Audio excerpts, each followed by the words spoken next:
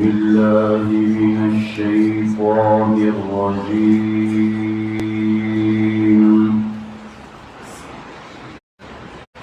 بسم الله الرحمن الرحيم.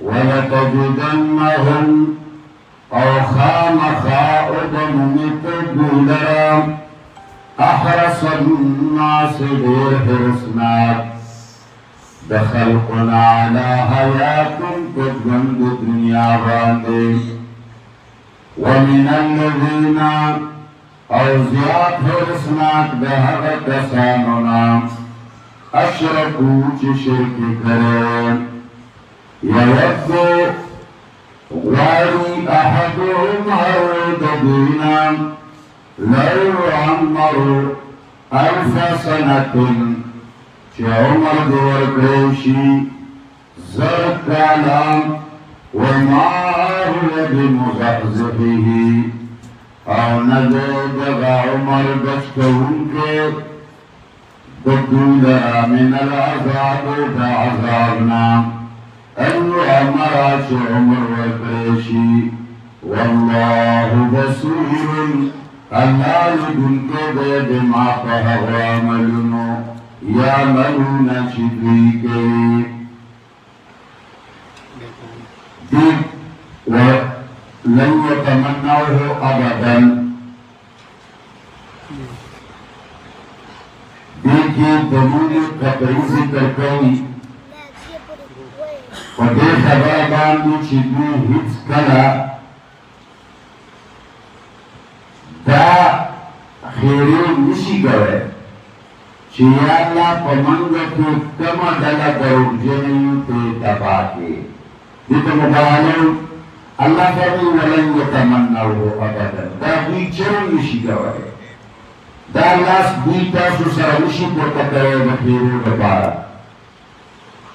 لن او ابدا دوارا بتاکید دنکی بکار رضی کو مستقبل کو یعنی ترکول وقت تو قیامت کوئی بھی داخلی نشی کرے چیا اللہ درو جن باندے لعنت ولے گو یا درو جن تباہ کے دم شیرے ولی نشی ولے بما قدمت ایدیہم تو وجد آغا عملون چید دوی لاسون مخی کر لگنی یعنی دوی چکم اعمال کرنی اخبر کتاب تورات کی تحریف کرے آیاتونو باندې مال او پیسې جمع کړي ژوند د دنیا د آخرت د ورګنډه محمد رسول الله او پیغمبر نه انکار کړي نو دا ټول نقصانونه دې ته معلوم دي چې دا کارونه مو کړي دي نو کوم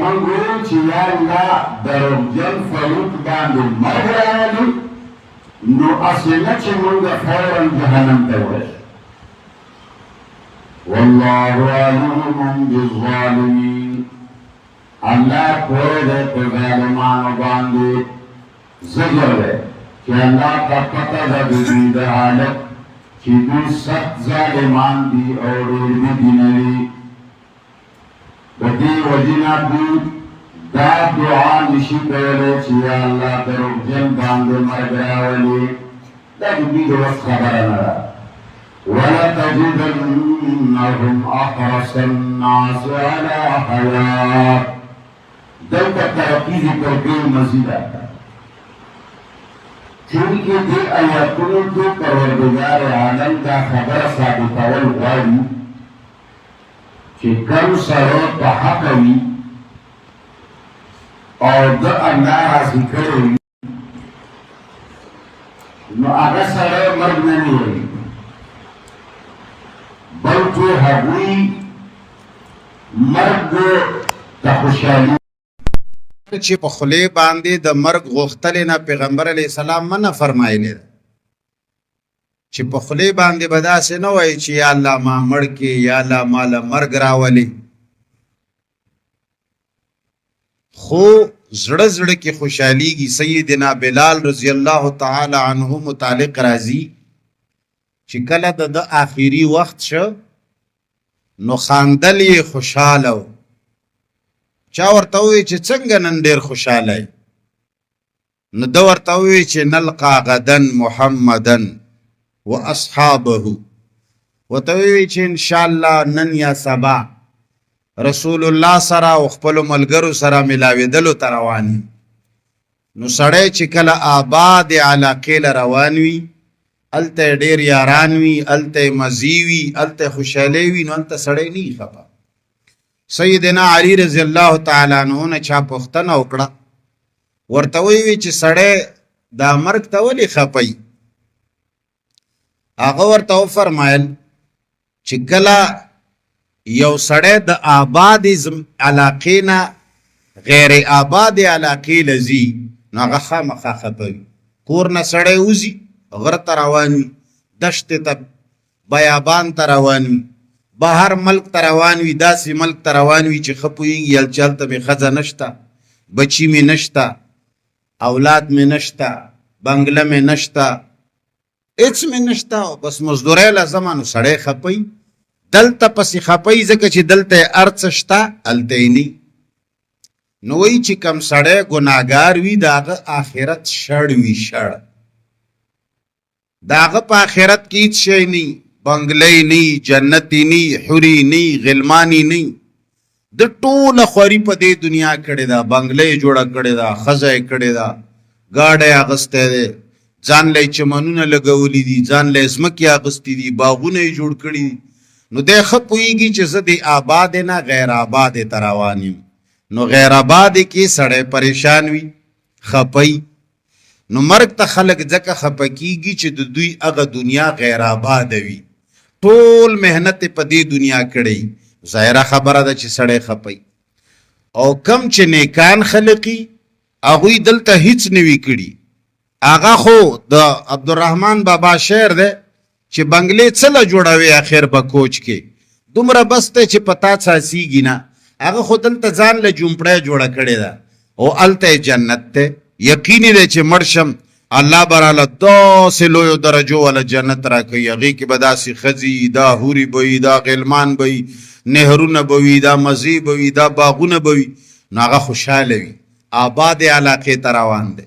او کم سړی چې ګناهګار دی هغه دنیا آباده کړې ده، آخرت یې غیر آباد کړی دی.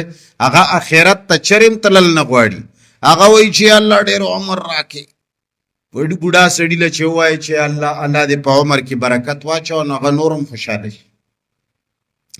نو الله دلته دا ثابتوي چې دا خلک مرګ خو غوښتل خو لرې خبره ده، چې ته وایي چې دوی به دا به دعا وکړي چې یا الله منګه کې چې کم سړی دروغجني الله دې مړ کړي چې آخرت ته لاړ شي.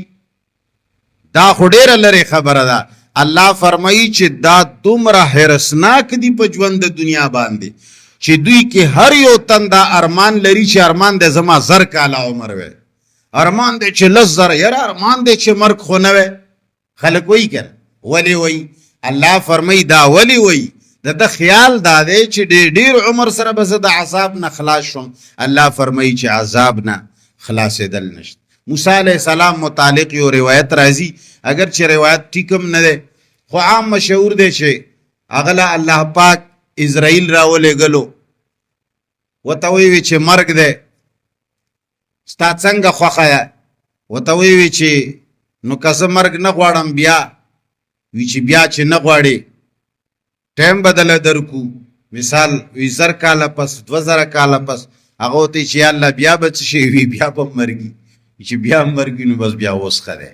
نو الله فرمایي ولتجدنهم احرص الناس على حیات، او خامخا به مومي ته دوی لره احرص الناس ډېر حرصناک د خلقونه علی حیات په ژوند دنیوي باندې.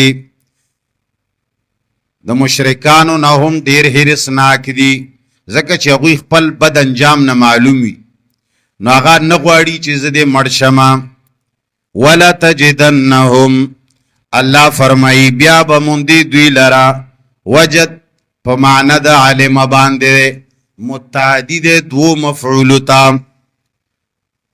دو مفعول کم دی، یو هم ولتجدنهم او یو د احرص الناس دای مفاعیل دی یا په معنی د لقیه باندې ده نو بیا دا متعدی یو مفعول تا بیا احرص حال ده احرص کی من پټ من احرص الناس تبا بیا مندی دوی لرا ډیر زیات د هرسناکو نام الناس کی الف لام د جنس ته یعنی د ټولو خلقونه زیات هرسناک دي ځکه چې انسان کې طبعا حرص د ژوند دی هر انسان دا غواړي چې زما دی زندگی وګدی نو الف لام جنس چی شي احرص الناس زیات هرسناک د عام انسانانو نام حرص بالحیات دیروی انسان یا الف لام دا عهد دی یعنی اغو خلقنا هم زیات هرسناک دی کم خلق چې باس بعد الموت نمانی کم خلق چې ورځ د قیامت نمانی نو دا غوی خواسم یقین ده چې بیا د پاره څه نشتا نو هغوی مرګ ځکه نه غواړي ژوند ډیر وګد غواړي چې هلته څه شته نه نو الله فرمایي دا د هغوی نه هم زیات ژوند غوښتلو والی ډېر هرسناک دي په ژوند د دنیا باندې علی حیات نکره یې راوړی دی هر څنګه ژوند وي خو چې ژوند وي بس یاره ژوند دی وي خیر دی ملنګي دی وي خو چې ژوند دی نن هم کتا خیال کړی زیادتر دا هغه شروع دی په میډیا باندې خصوصا د دې خبرې ډېره زیاته چرچه کیږي چې ژوند ډېر ښکلی دی صحافیان چې خبره شروع کوي ژوند ډېر ښکلی ژوند ډېر قیمتي دی نو ژوند ډېر ښکلی دی ځکه ښکلی دی چې دې دنیا کې هر څه شته آخرت کې خو بیا موږ ته پته ده چې کوتکګا ده بیا مو وهي بیا مو ډبوي نو دې وجې نه هم مرګ ته خلک غاړه نه ږدي او چې کم دینداره خلقي د هغوی مرګ ته زړه کیږي چې کله به د الله طرف نه بلاوه راځي چې زه لاړ شمه خپل رب او خپلو اعمالو خپلو ملګرو سره زه ما ملاقات وشي علی حیات ومن الذین اشرکوا دا عطف دے په معنی د احرص الناس باندې الله فرمایي بیا به موندي دوی لرا ډیر هرسناک د ټولو خلقونه په ژوند د دنیا باندې او ډیر هرسناک د هغو خلقونه چې کم مشرکان دي مشرکانو نه هم زیات هرسناک دي مشرکم په آخرت کې ځان د پاره خیر نه ګوري نو ژوند وګد غواړي دا آسان تفسیر دی اگر چې دې کې نورم توجیهات شته یود احدهم لو يعمر 1000 سنه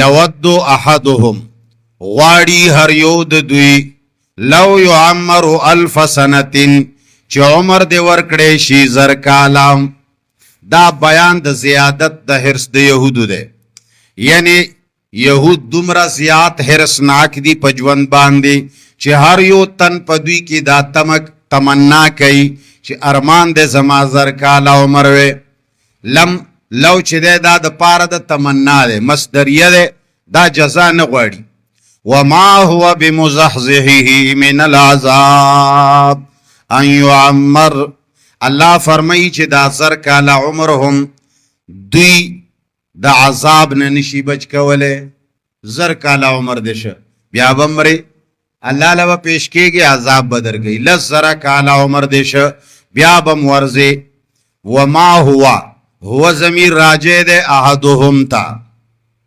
دوی کې هر یو زر کاله غواړي خو د هر یو د پارا خلاصون کې نه ده دا وګدواله د عمر یا ضمیر مبهم ده تفسیر یہ ان یعمر ده چې دوی تا عمر ډیر وګد ورکړې شي دا وګد عمر دوی نه بچ کړي د عذاب نه بیا ان یعمر په تاویل د مصدر سره فاعل ده د پاره د مزحزحه ای وهو ای ما هو بمنجیه من العذاب تعمیره معنی دادا چې نه د خلاصون کې دلرا دا عمر ورکول د عذاب نه نشي خلاصوي نو دا په تعویل د مصدر کی دا سی رضی اے ما ہوا بمنجیه من العذاب تعمیره یعنی عمر دا عذاب نخلاصون کے ندے واللہ بصیر بما یعملون دے کے تحدید او زورن ورکی بصیر پمانا دا علیم دے چھ اللہ پویا دے د دوی په کرتوتونو باندې الله ته د دوی عملونه معلوم دي نو چې څنګه اعمال د دوی الله ته معلوم دي نو سزا به هم هغسې ورکوي نو چې الله به سزا ورکوي په 1000 کالو په 2000 کالو باندې خلاصیږي نه البته الله دا وښودله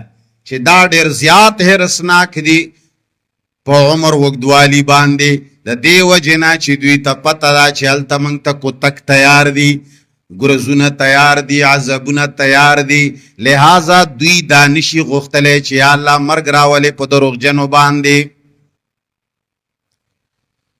قل من كان عدوا لجبريل فإنه نزله على قلبك بإذن الله قل تورتوایا من كان عدوا لجبريل چې څوک وی دشمن د جبرائیل علیہ السلام نو بس هغه تباہ و برباد دے ولی فإنه نزله پس یقینا هغه نازل کړي دے دا قرآن علا قلبک استا په دې زړه باندې باذن الله په حکم د الله مصدقا تصدیق کوونکې دے لما د هغه کتابونو بین یدیه چې مخکې دي د دوی نام وهدن او دا هدایت تے و بشرا او زیر دے مومنانو دا پارا دی آیت 19 تر آیت نمبر 197 پورے دی کی دویمہ حصہ دا پا اثبات دا رسول رسالت کی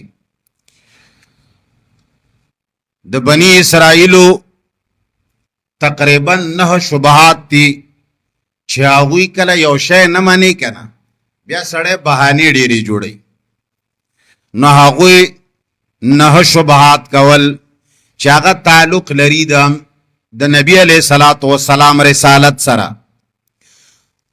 او دې حصہ کې بیا بابونه دي اول باب د 123 پورې دې کې د بنی اسرائیلو 15 شبهات او جوابات کړي دي الله او 15 زجرونه دي دوی ته او دو پکې شبهات دي دو د شبهات او جوابات دي 15 امور دي چې رسالت سره ته متعلق دي دی یهودو یو شبهه دا کولا چې جبرائیل علیہ السلام دا قرآن راوړی دی کني موږ به منلی وی خو دا جبرائیل سره زمونږ بالکل نه لګي دا خو زمونږ دشمن دی ځکه دا قرآن نه منو که دا تا ته جبرائیل نه وی راوړی میکائیل راوړی وی نو بیا موږ منلو بس دی وجې نه نشو منی بهانه یا شبهه دویمه شبهه دا وه چې مړه موږ دا پیغمبر څنګه ومنو د سلیمان علیہ السلام ته پیغمبر وای حالان کې سلیمان خو جادوګرو د جادوګرو نه پیغمبران جوړی او کده وی چې نه سلیمان علیہ السلام پیغمبر دی نو بیا خو سلیمان د جادو کار کولو نو بیا د جادو ته ولی کفر وای تاسو به خیال چرته کړی د تعویذونو کتابونو که چرته ګوري مکتبه تلاړ شي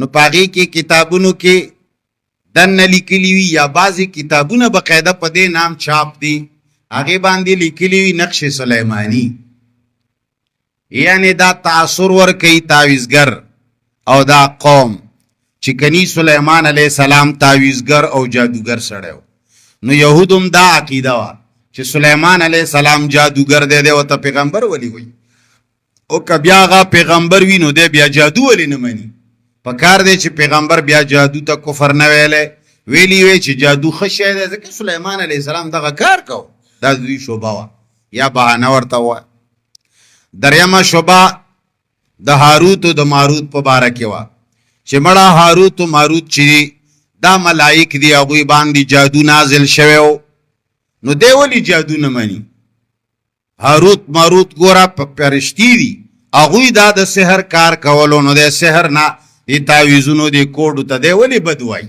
دا خو ښه کار دی ملائکو کولو سلیمان علیہ السلام کولو والعیاذ بالله د دې ټولو جوابات مخکې را روان دي د آیاتونو په شکل کې. څلورمه شعبه د دوی دا وه چې راعنا ټکی جایز دی. دی ولې وایي چې راعنا مه وایې؟ څه چل دی راعنا کې څه وشو؟ په دې به م رستو پوه شئ. پنځمه شعبه یې دا وه چې دی کله یوه خبره وکړي بیا سبا وایي چې دا حکم منسوخ شو، دا بل حکم دی. لہذا دی په دې خپلو خبرو کې متردد دی. دله لا تر اوسه پورې خپل دین نه دی معلوم، کله یوه خبره کوي کله بله خبره کوي. نن یو آرډر راوړي سبا وایي چې الله دا خبره منسوخه کړې ده، بیا بله خبره کوي.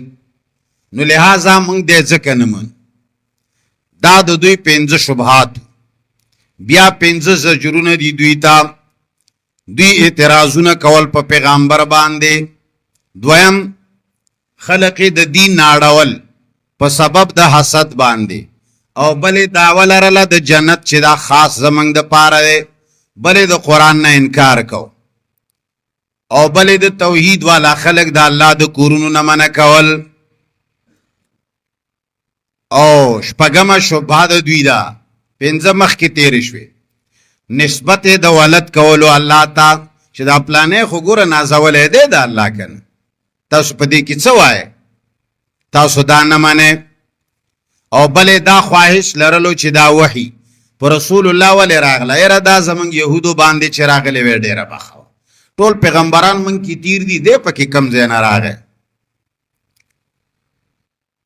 او بیا په دې کې 5 امور دي چې هغه رسالت سره تعلق لري. یو د صدق رسول، او رسول الله صلی الله علیه وسلم ته تسلی ورکول، او بل د دې خبرې نشاندهی کول چې یهودو نصاراو سره چرې هم اتحاد نشي کېدی، دوی سره دوستی نه جوړیږي. او بیا دریم نمبر ترغیب دی، او بل د دلیل نقلی دی د کتابونو نه.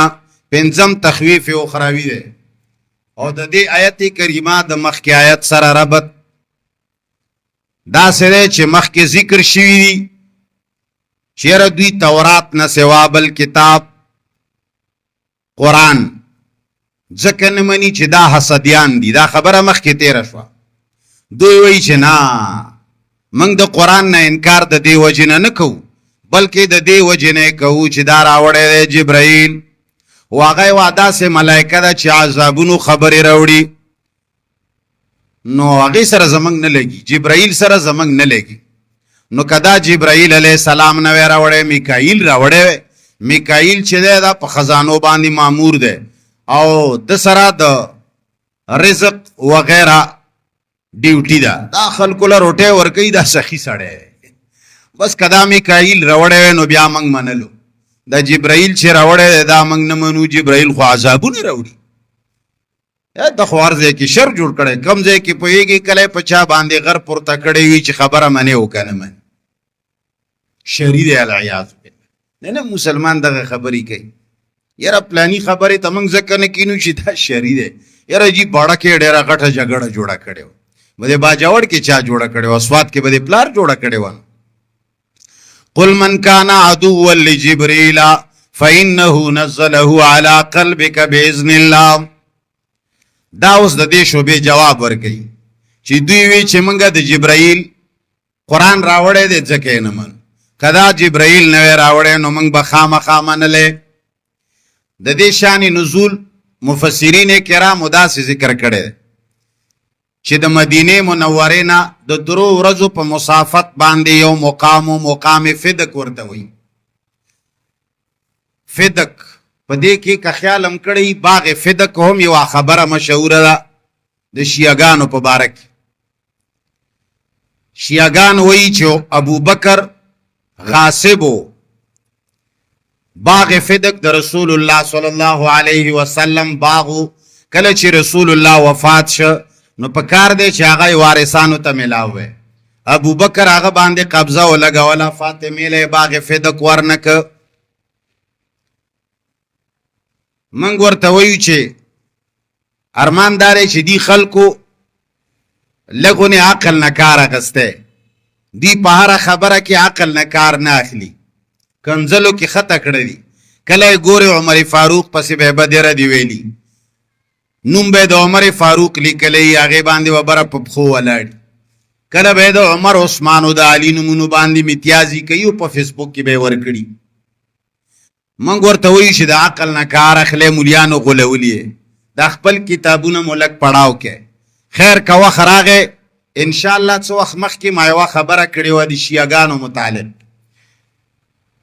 چې حسین شیعاګانو د کوفه وجلې ده او په دې خبره کې د سره شک نشته او ورتړلې په یزید باندې د یزید د سره د حسین قتل سره څه تعلق نشته ان شاء الله وخت راشي زبد دوی کتابونو نه ثابتوم او دوی له بزوایم چې کربلا نقشه کې وګوره کما چې عامه د دنیا نقشه را کچري ملاو شي زب تاسو په پوي کا هغه کې چې د سعودي نه کملار راغله دا او سیده کربلا او بیا شام ته وتلې ده لګ دی دوی داو ګوري چې دوی وایي چې حسین کوفه تروانو یزید وجلو دغه خبره ده کنه حسین کوفه تروانو یزید وجلو نو موږ ورته وایو چې کچره د کوفه تروانو په کربلا کې څه کول کربلا خو د کوفه نه مخته تیر شوی دی کوفه شاته پرخه ده یو سړی وایي یره جی پلان کی خان چې ده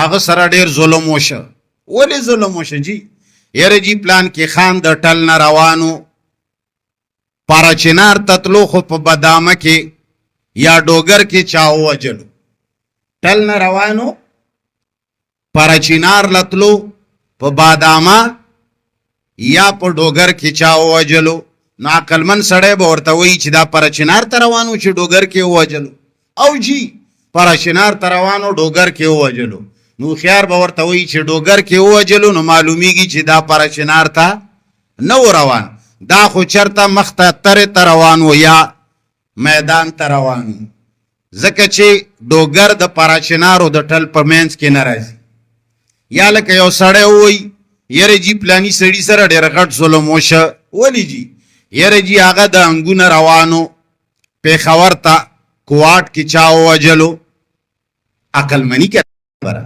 خو کچره یو سړی وایي چې یره جی پلانی سړی سره ډېر غټ ظلم وشه ولی جی یره جی د هنګونه پیښور ته روانو بنو کې چاو وجلو هنګونه پیښور ته روانو بنو کې چاو وجلو نو سړی به ورته یې چې عقل منه چې بنو کې وجلې ده معلومیږي دا پیښور ته نه روان ډېر اسماعیل خان ته روانو دا سړی نو ته چې وایې چې حسین یزید وجلې ده یره جی هغه چرته روانو یره کوفه ته منګه ته شیعاګانو تر روانو منګه ته امیر المؤمنین جوړولو او لار کې دا یزید وجلو نو منګ ورته وایو چې کوفه خو شاته پاتې شوی ده دا سړی خو کربلا کې وجلې معلومیږي داسې چې دا سړی یزید ته روانو ملاقات ور سره کولو لاس په لاس کې ور کولو تاسو لار کې وجلو چې تورې د کوفه نه تیر شو یزید لورځه ستا کتاب نه بیا حواله در کوم ان شاء الله وخت براش د کنزلو او په بدره دو کار نکی نو بهر حال شیعاګان دا وایي شیعاګان وایي چې باغ فدق دا فدق باغ چې دی دا د رسول الله باغ و نو چې کله هغه وفات شه فاطمه ته وغوښتو فاطمه او عباس دواړه ابوبکر لورغلل او ابوبکر ظلم ور سره وکاو دا باغ ولا ورنک منګ وایو چې یو 5 منټو د پارستا سو خبره منګو مانله چې دا بالکل ابوبکر ډیر سخت ظلم وکړ چې تاسو وینا مطابق عباس تا او فاطمه له باغ فدق ورنک ٹھیک ده عثمان هم ظلم وکړ عمر هم ظلم وکړ ٹھیک ده خدا را ته وایي چې سیدنا علی رضی الله تعالی عنہ چې کله خلیفہ شه هغه ولې ورنک د فاطمه اولاد لا ولې ورنک فاطمه نو اولاد خو وکړ عباس له ولې ورنک د عباس اولاد له ولې باغ فدق ورنکو نو چې کم جرم توي ابوبکر کړي دی هغه جرم خو علیم کړي دی بیا بچوي ابوبکر نه خوای چې هغه العیاذ بالله کافر دی ظالم دی غاصب دی العیاذ بالله عمر نه هم دغه وای عثمان نه هم دا وای چې ردا بی دین ول عیاذ بالله یا ظالمان دا علی په باره کې فتوا خوخه کوم له بیا وای چې دا علی ورنک ولې ورنک منګه جواب کو منګه وایو چې دا ځکه ورنک چې دا باغ د رسول الله نو دا د بیت المال. بیت المال چې دی هغې نه بادشاه د وخت خپل استعمال ضرورت سامان اغستی شي خو ملکیت د بادشاه نی. یوه خبره. دویمه خبره دا ده چې کچرې دا باغ د رسول الله وي ذاتي اومو منله چې ذاتي دی نو جناب رسول الله صلی الله علیه وسلم فرمای ما ترکنا صدقه انبیاء وراثت نه چلیږي. پیغمبر چې کم څه پرېږدي هغه صدقه یې امت ته. نو د پیغمبر وراثت په دنیا کې نه چلیږي ځکه چې پیغمبر دنیا ته الله پاک د مال او د متاع جمع کولو دپاره نه دی رالیږلی. نو لہذا دا د هغه وونه ځکه ابوبکر هم ورنکه عمر هم ورنکه عثمان هم ورنکه علي هم ورنکه او حسن چې شپږ میاشتې امیر المؤمنین شه هغه هم دا وانغسته.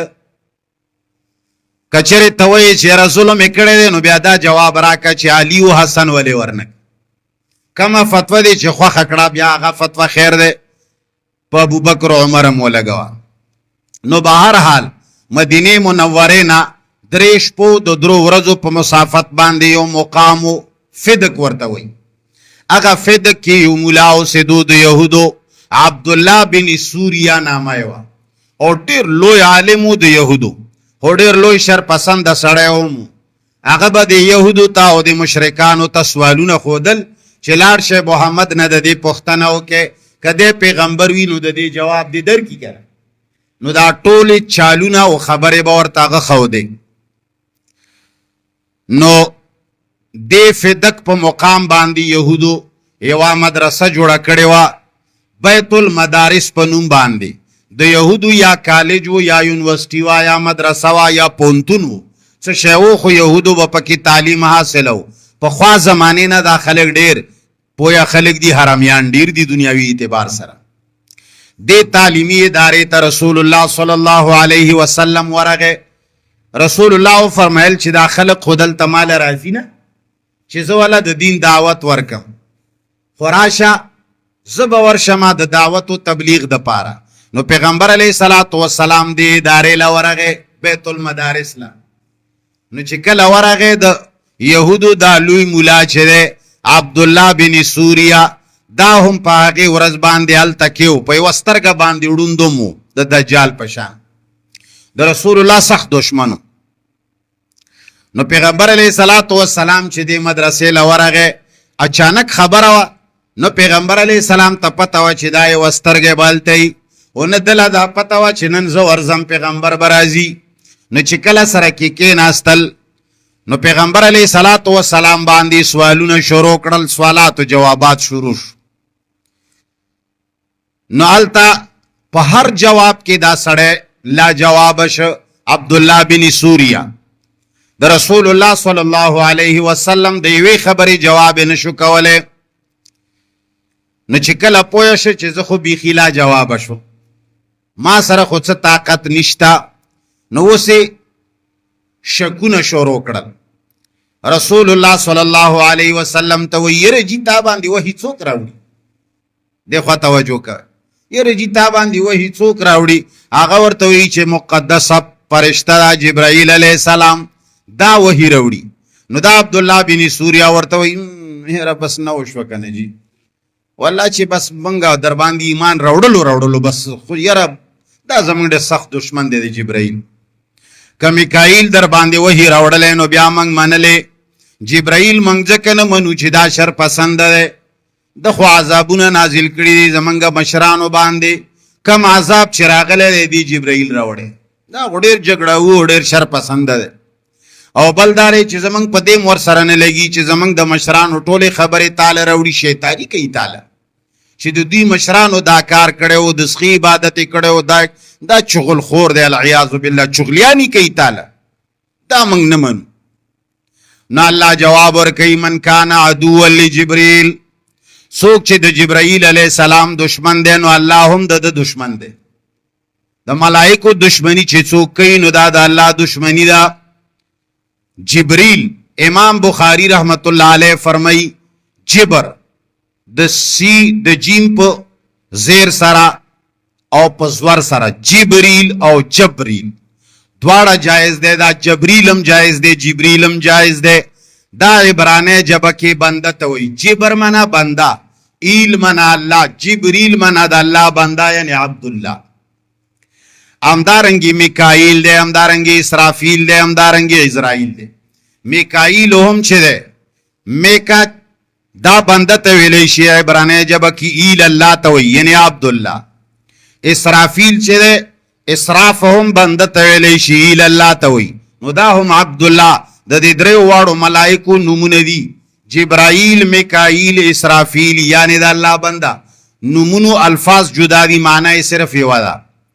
او د اسرائیل نوم هم دغه څه ده، خو د اسرائیل نوم په قرآن او حدیث کې نه دی راغلی. قرآن او حدیث کې چرته د اسرائیل نوم نشته. البته علامه ابن حجر عسقلانی رحمت الله علیه د صحابه او د تابعینو نه د نوم نقل کړی دی چې هغه هم عزرا او ایل یعنی د الله بنده هغه هم عبدالله دی. نو الله فرمایي من کان عدو لجبريل، څوک چې دشمن دی د جبريل نو د دې جزا پټه ده. فقد هلك، نو دا سړی هلاک دی. یا فقد خرج من الاسلام، څوک چې د جبرائیل دشمن دی نو دا د اسلام نه وتلی دی. ولی؟ فانه عدو لله، دا د الله دشمن دی. ولی؟ فانه نزله على قلبك، ځکه چې جبرائیل دا قرآن په محمد باندې خپل طبیعت سره نه دی راوړی. دا خو چې د جبرائیل ګناه خو نه ده، دا خو الله ورته ویلی دی چې ته یو سا. نو چې د الله د وړلو په وجه جبرائیل ستا دشمن دی نو الله دې دشمن دی.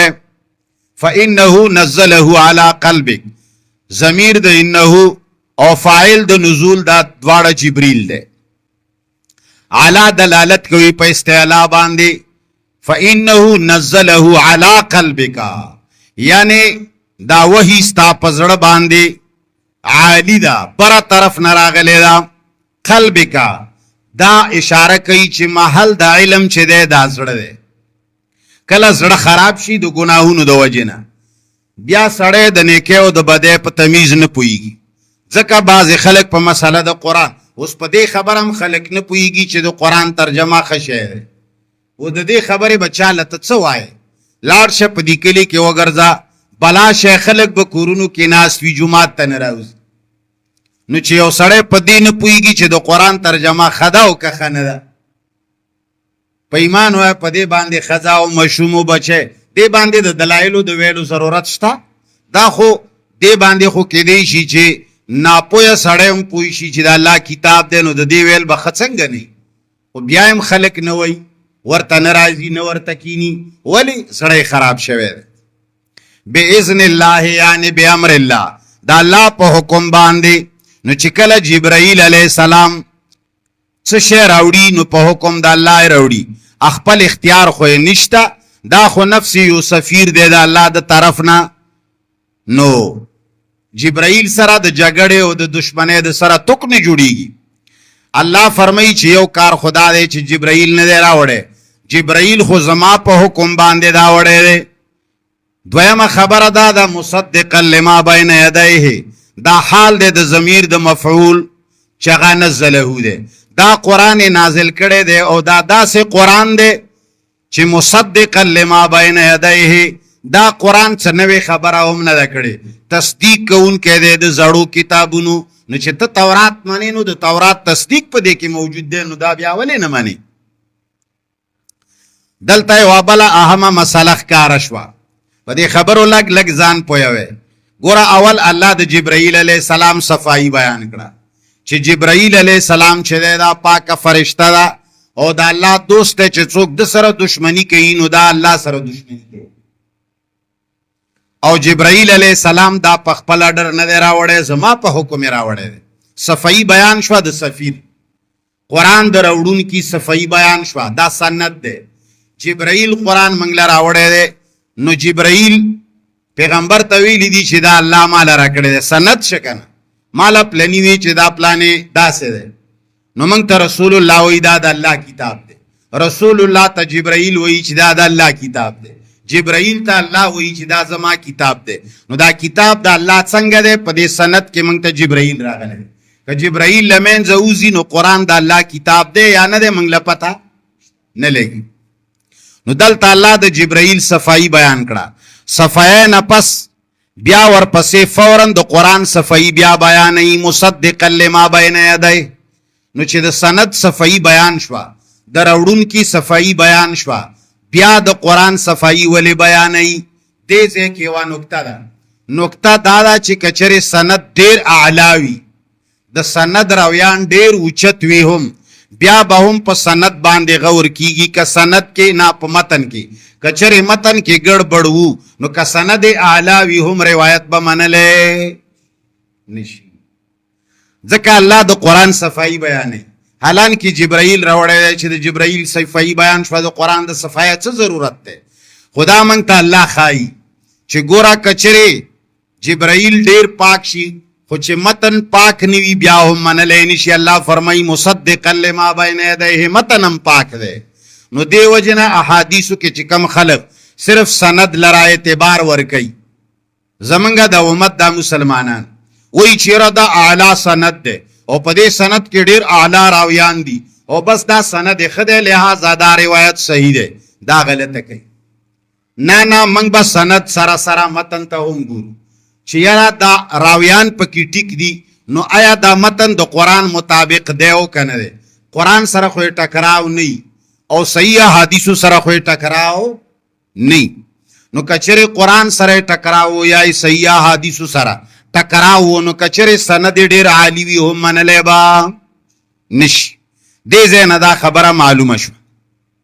وهدن و بشرا په معنی د فاعل دی، هادي و مبشر. دا قرآن کریم چې دی لار ښودلې والا دی، زیری ورکولو والا دی. کم مومن سره چې قرآن ور سره وي هغه مطمئن وي، هغه خوشحال وي په خپلې زندګۍ باندې. للمؤمنین متعلق دی د هدن و د بشرا سره. تخصیص د مومن ځکه کړی دی چې قرآن نه فایده صرف مومن سړي ته حاصلېږي. چې مومن نی هغه قرآن له نه کېناستی شي، نه زده کولی شي، نه وله راځي. لہذا د قرآن زده کول د دې وجې نه هم ډېر ضروري دي چې دا د ایمان علامت دی. کم خلک چې کورونو کې ناست دی او قرآن له توجه نه ورکوي، دا د په خپل ایمان ویریږي. بس لفظي ترجمه ګورئ دوباره. ولن یتمنوه ابدا، او هیڅ چرې دوی نه غواړي مرګ همیشه، بما په وجه د هغو عملونو قدمت چې مخکې لګلي وي ایدیهم لاسونو د دوی. والله الله چې دی علیم پوه دی بالظالمین په ظالمانو باندې. ولتجدنهم او خامخا بیا به مومي ته دوی لرا دی یهودو لرا احرص الناس ډیر حرصناک د خلقنا علا حیات په ژوند دنیوي باندې. ومن الذین او زیات حرصناک د هغو کسانو نه اشرکو چې شرک کړي. یود احدهم غواړي هر یو د دوی نه لو یعمرو الف سنة چې عمر دې ورکړی شي دوی لا زر کاله. وما هو بمزحزحه او نه دی دغه عمر بچ کوونکی هی د لره من العذاب د عذابنا ان یعمر که عمر ورکړی شي زر کاله بیا هم نه بچ کیږي. ولی والله بصیر الله لیدونکی دی بما د هغه عملونو یعملونه چې دوی کوي. یره جی منګه جبرئیل په ذریعه قرآن نازل دی ځکه نه منو. قل ته ورته ووایه من کان عدوا څوک چې وي دشمن لجبرئیل د جبرئیل علیه السلام نو هغه اسلام نه وتلی دی یا تباه دی. ولی فانه یقینا هغه نزله نازل کړی دا قرآن علی قلبک استا په زړه باندې باذن الله د الله په حکم ځان نه خو نه دی راوړی. مصدقا دا قرآن تصدیق کوونکی دی لما د هغه کتابونو بین یدیه چې مخکې د ده نه دي. وهدن او لارښودونکی دی دا قرآن و بشرا او زیری دی للمؤمنین ایمان والا لرا. واخر دعوانا الحمد لله رب العالمین.